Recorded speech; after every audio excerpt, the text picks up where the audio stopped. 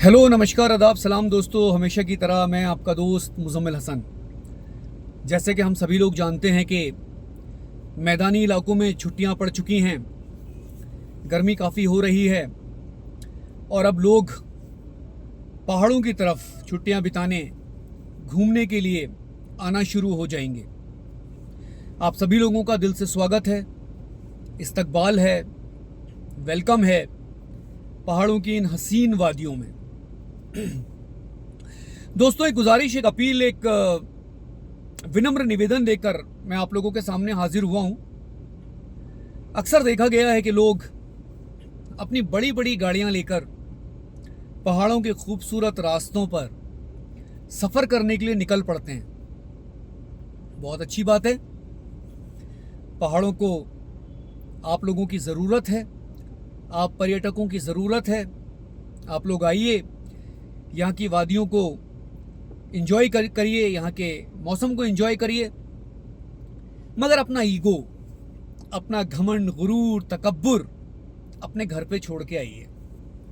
ये बात मैं इसलिए कह रहा हूँ दोस्तों कि बहुत से लोग अपनी बड़ी बड़ी गाड़ियाँ लेकर, वो MG हो, वो किया हो, मर्सिडीज़ हो, BMW हो, XUV हो, पहाड़ों के सफ़र पे निकल चलते हैं। और बहुत से लोगों को उनमें पहाड़ों में गाड़ी चलाने का बिल्कुल भी तरीका नहीं होता, बिल्कुल भी तमीज़ नहीं होता।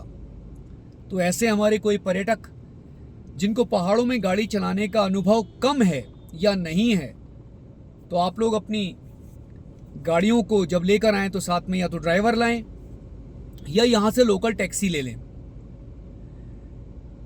आप यहाँ पे पहाड़ का जो यातायात है उसको ख़राब ना करें। ये बात मैं इसलिए कह रहा हूँ दोस्तों कि अक्सर देखा गया है कि गाड़ियाँ लेकर जब पहाड़ों में चढ़ते हैं तो जहाँ पे सीधी रोड होती है वहाँ पे तो बिल्कुल गोली स्पीड कर दी जाती है, और जहाँ मोड़ आता है तो वहाँ पे उसको ज़ीरो कर दिया जाता है। वहीं अगर कोई लोकल का बंदा उनके पीछे से गाड़ी लेके चल रहा होता है और वो उनको हॉर्न दे देता है या उनसे ओवरटेक करने की कोशिश करता है, तो उनके आत्मसम्मान को, उनकी ईगो को ठेस पहुँचती है कि अरे यार, एक ऑल्टो वाला बंदा हमारी मर्सिडीज़ से, हमारी BMW से, हमारी किया से, हमारी MG से या हमारी किसी भी बड़ी बढ़िया गाड़ी से ओवरटेक कैसे कर सकता है। फिर वो बहस करना शुरू कर देते हैं और वो पीछे चलने वाले लोगों को पास नहीं देते।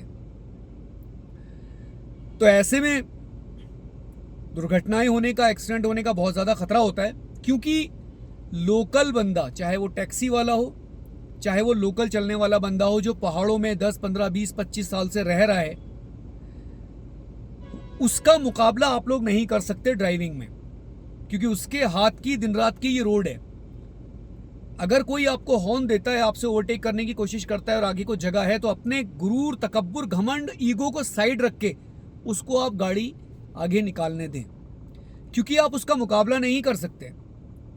और अगर आप बहस करते हैं, अगर आप जिद करते हैं, तो नुकसान आपका ही होता है। बहुत से लोगों को देखा है कि बड़ी गाड़ी में बैठने के बाद वो अपने आप को इतना बड़ा समझने लगते हैं कि वो सोचते हैं ये जो पहाड़ों के रास्ते हैं वो हमारे बाप के हैं, हमारे हैं, हमारी निजी संपत्ति है, हम जैसा चाहें इसमें गाड़ियां चलाएंगे। कायदे के हिसाब से जो गाड़ी नीचे को जाती है उसको पहले रुकना होता है और ऊपर की गाड़ी को जगह देनी पड़ती है। पर जब ये लोग गाड़ियां चलाते हैं, तो जब ये नीचे को आते हैं तो लाइट मार मार के आते हैं, ये बताते हैं कि आप रुको और हम जाएंगे। किसी ने झंडा लगा लिया, किसी ने प्रधान लिखवा लिया, किसी ने चेयरमैन लिखवा लिया। और अक्सर एक पैटर्न देखा गया है कि डेस्क बोर्ड पे पुलिस की टोपी, हेड रख लेते हैं और उसके बाद वो गाड़ियां ऐसे चलाते हैं जैसे कि ये रोड सब उनकी हो गई, कानून उनकी जेब में है, सब कुछ उनका है, जबकि ऐसा नहीं है। पहाड़ की ड्राइविंग जितनी खूबसूरत है उतनी खतरनाक भी है दोस्तों। तो जो लोग भी अपनी अपनी गाड़ियां लेकर यहाँ पे आते हैं, वो तरीके से और तमीज़ से गाड़ियां चलाएं। परिवहन विभाग के अधिकारियों से भी हमारी गुजारिश है कि जिस तरीके से पहाड़ में गाड़ी चलाने के लिए एक कमर्शियल लाइसेंस के साथ साथ हिल लाइसेंस जारी किया जाता है, हिल लाइसेंस की अनुमति लेनी पड़ती है, तो जो भी लोग अपनी निजी कार से भी अगर पहाड़ों में घूमने जा रहे हैं तो उनको हिल लाइसेंस अनिवार्य किया जाए। कम से कम उनके पास साल 6 महीने का पहाड़ों में गाड़ी चलाने का एक तजुर्बा होना चाहिए, जिससे पहाड़ों में होने वाली दुर्घटनाओं को रोका जा सके। और अगर आपको गाड़ी चलाने में कुछ मुश्किल आ रही है तो आप यहाँ टैक्सी लीजिए या अपने साथ ड्राइवर लेके आइए, मगर पहाड़ के ड्राइवर से पहाड़ के रास्तों में बहस मत करिए।